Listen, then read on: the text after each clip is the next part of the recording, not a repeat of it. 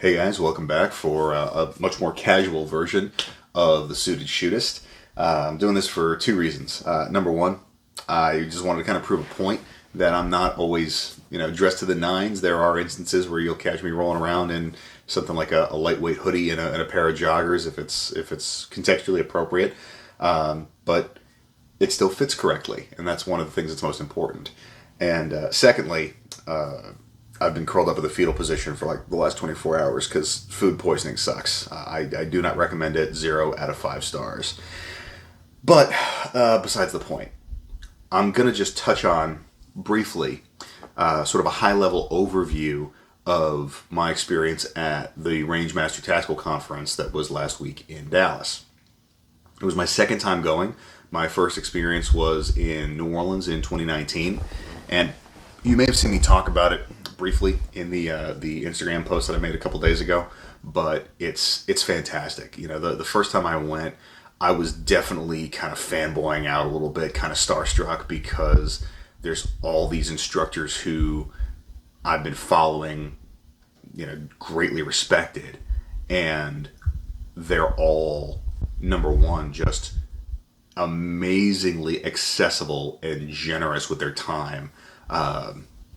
And it was just one of those things where, as silly as it sounds, they really are just normal folks. Nobody's kind of up their own ass with their hype. Everybody is super chill, super humble.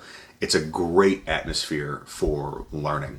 And one of the things that I think that Tac-Con really does well is it gives you the opportunity to get exposure to the widest breadth of instructors possible, which will allow you to better direct your future training and education.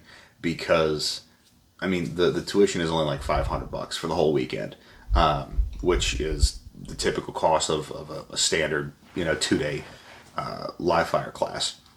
And you're getting, easily a half a dozen different instructors in that time frame or not. I'm not going to give you the full rundown, but I spent time with John Hearn, Daryl Bulkey, Mas Ayub, Greg Elifritz, the Shivworks crew. It was fantastic exposure, and I got my money's worth out of it, and I didn't fire a single shot outside of the match because I honestly didn't think I was going to have ammunition available at this point. So even with the kind of drought that we are dealing with right now, and who knows what next year is going to bring, but if you don't have the ammunition on hand, it's still well worth the time. The other cool thing is I'm not going to call it a networking opportunity necessarily, because that's not why people go, but it really does give you the chance just to connect with some awesome people.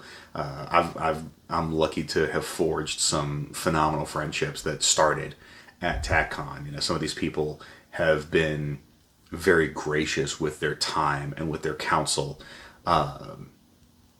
just to a random nobody, and just hanging out with them again was it truly felt almost like a reunion.